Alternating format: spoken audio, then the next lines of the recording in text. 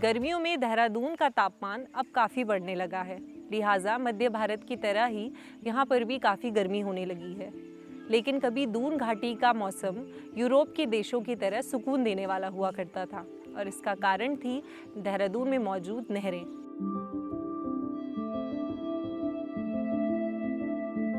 पूरे शहर में नहरों का विस्तार था। कई नहरें समांतर शहरों के बीचों बीच बहती तो कई शहर के बाहरी इलाकों से अंदर की ओर प्रवेश करती थी तो कुछ अंदर से बाहर की ओर जाती थी। इन नहरों से न केवल शहर का मौसम अच्छा रहता था बल्कि बासमती की खेती की लाइफलाइन भी यही नहरें थी।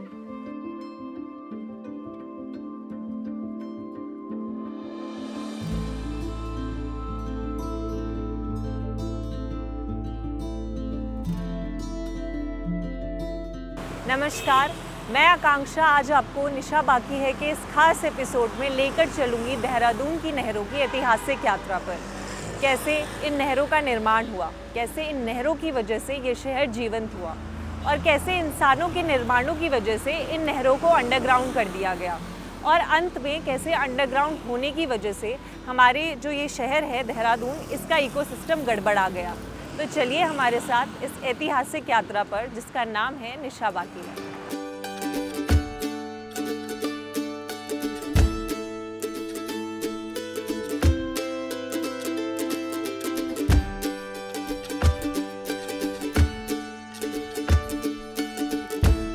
अभी हम मौजूद हैं काठ बंगला पुल के ऊपर। काठ बंगला पुल से गुजरकर सहस्त्रधारा रोड की तरफ हम चलेंगे और वहाँ पर हम पहुँचेंगे अपनी फर्स्ट डेस्टिनेशन पर, जहाँ से राजपुर जो हमारी कैनाल है उसकी शुरुआत होती है।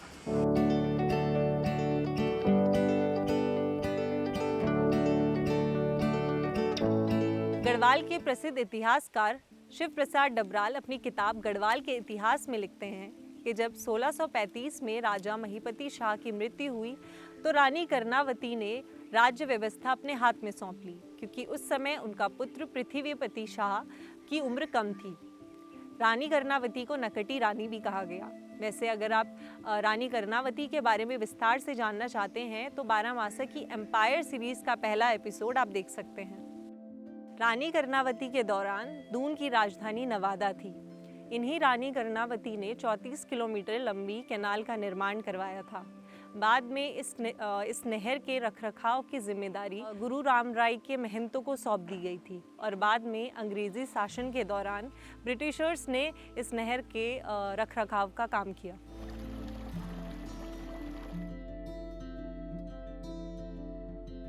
प्रसिद्ध इतिहासकार और 1871 में देहरादून के असिस्टेंट सुपरिटेंडेंट रहे GRC विलियम्स अपनी किताब मेमोयर ऑफ देहरादून में लिखते हैं कि राजपुर नहर की मरम्मत का कार्य 1841 में किया गया और ये काम 1844 में पूरा हो गया।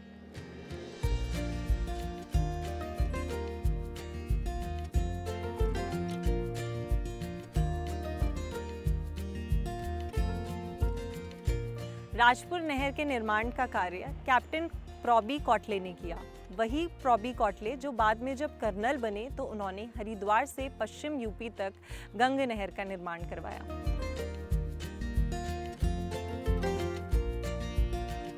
रिस्पना नदी की शुरुआत मसूरी की तलहटी से होती है और ये वो जगह है जहाँ से नदी के पानी को नहर में डाइवर्ट कर दिया गया। जब रानी कर्णावती ने ये नहर बनाई थी उस समय कोई पर्यावरण संबंधी समस्याएं नहीं थी, लिहाजा पूरे पानी को ही डाइवर्ट कर दिया गया था।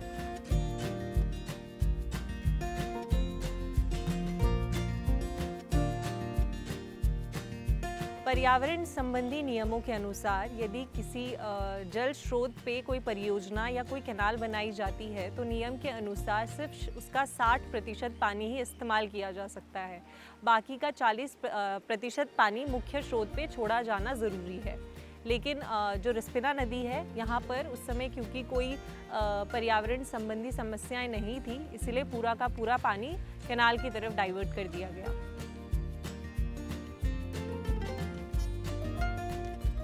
अगर उस समय रिस्पना नदी का पूरा पानी डाइवर्ट ना किया गया होता तो शायद आज रिस्पना नदी भी जीवित होती।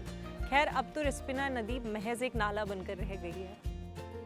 रिस्पना नदी के बहाव को कम या ज़्यादा करने के लिए यहाँ पर दरवाजे लगाए गए, जो पुली की मदद से जिन्हें खोला या बंद किया जाता था।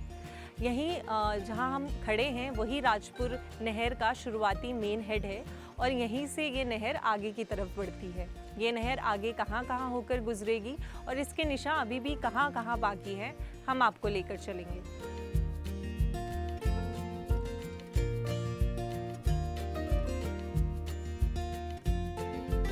राजपुर नहर के साथ चलते चलते हम पहुंच चुके हैं इस जगह पे।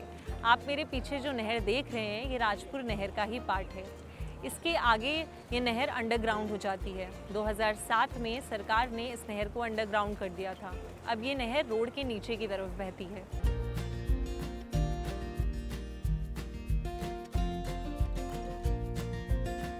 कैनाल रोड से ये नहर अंडरग्राउंड होकर कहां कहां तक बहती है, चलिए आपको लेकर चलते हैं अपनी अगली डेस्टिनेशन पर।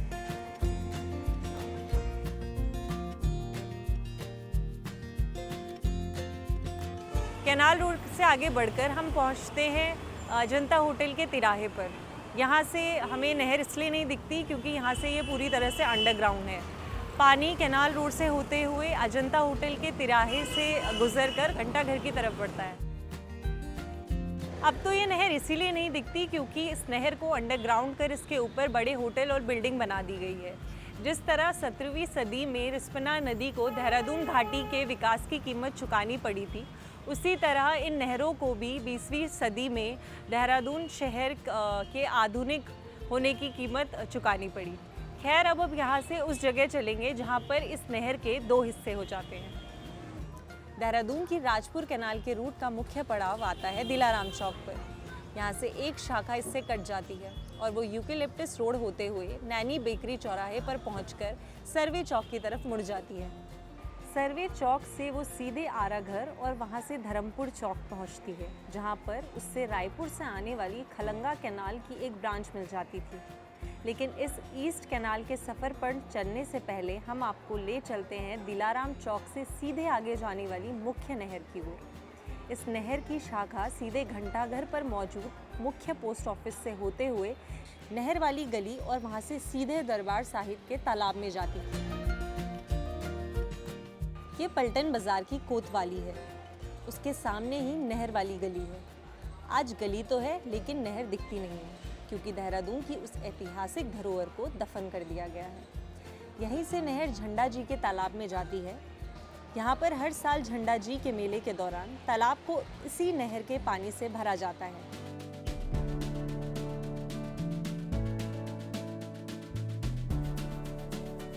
देहरादून के गुरुद्वारा झंडा साहिब की बड़ी मान्यता है।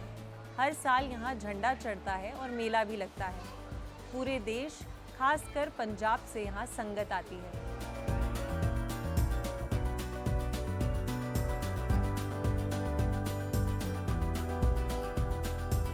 ये तालाब 12 महीने पानी से लबालब भरा रहता था। इसी तालाब में साल 1903 में prince of Wales king George V, prince George Frederick Ernest Albert भी आए थे। ये उस समय खींचा गया दुर्लभ फोटो है। यहीं पर राजपुर नहर की इस शाखा का अंत हो जाता था। यहाँ से हम चल रहे हैं अपनी अगली डेस्टिनेशन की ओर, जो है ईसी रोड यानी ईस्ट कैनाल रोड की तरफ। ईस्ट कैनाल को लगभग सन 2000 में अंडरग्राउंड कर उसके ऊपर रोड बना दी गई। पहले यहाँ से नहर खुली थी और इसी नहर से डालनवाला की कोठियों और लीची के बगीचों को पानी मुहैया कराया जाता था। लेकिन अब ये नहर पूरी तरह से अंडरग्राउंड है। आराघर पहुंचकर ये नहर सीधे उस चौराहे पर पहुंचती है जहां पर आजकल सब्जी मंडी है। यहाँ पर पूर्वी दिशा से माल देवता से रायपुर होते हुए आ रही खलंगा नहर की एक ब्रांच ईस्ट कैनाल से मिलती है, जबकि दोनों नहर के मिलने के बाद फिर से एक और ब्रांच कट कर रेस कोर्स की तरफ चली जाती है, जबकि एक ब्रांच आगे की तरफ बढ़ती है। कुछ ही आगे चलने पर नहर फिर से 2 हिस्सों में बंट जाती है। उसका एक हिस्सा कारगी चौक की तरफ जाता है, जबकि दूसरा माता मंदिर रोड होते हुए हरिद्वार बाईपास के नीचे से बंगाली कोठी पहुंचता है और वहां से दून यूनिवर्सिटी रोड होते हुए मोथरोवाला की तरफ चला जाता है। ये तो महज हमने आपको सिर्फ एक कैनाल के बारे में बताया, राजपुर यानी देहरा कैनाल के बारे में। ऐसी ही कई कैनाल देहरादून में मौजूद है। खलंगा नहर, जिसकी लंबाई 100 किलोमीटर है और माल देवता से शुरू होकर केशरवाला, किद्दूवाला और रायपुर, हर्रावाला, बालावाला, जोगीवाला, बद्रीपुर, धर्मपुर तक विस्तार देती है। ऐसी ही बीजापुर जाखन नहर, कटापतर नहर भी थी, जो आज अपने वजूद में तो हैं, लेकिन सभी को ज़मीन के नीचे दफन कर दिया गया है। ज़मीन के नीचे नहरों की दफन होने की वजह से इस शहर को पर्यावरण संबंधी काफ़ी नुकसान भी हुए। जैसे पहले गर्मियों में शहर का अधिकतम तापमान 30 डिग्री तक ही पहुंच पाता था, वहीं अब ये बढ़कर 40 डिग्री तक भी चला जाता है। दूसरा सबसे बड़ा नुकसान हुआ पक्षियों का। पिछले 10 सालों में देहरादून में गर्मियों के मौसम में कौवे और बाज आसमान में उड़ते उड़ते गिर जा रहे हैं। विशेषज्ञों के अनुसार ये सभी पक्षी गर्मियों में डिहाइड्रेशन के कारण मर रहे हैं। असल में पहले ये पक्षी नहर के किनारे अपनी प्यास बुझाने आया करते थे, लेकिन नहरों के अंडरग्राउंड होने की वजह से अब इनका प्यास बुझाना मुश्किल होता है।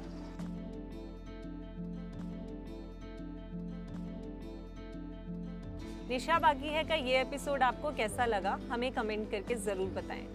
इसके बाद की कड़ी में हम देहरादून की जो दूसरी नहरें हैं उनके इतिहास के बारे में बात करेंगे। तब तक के लिए इजाज़त दीजिए। धन्यवाद।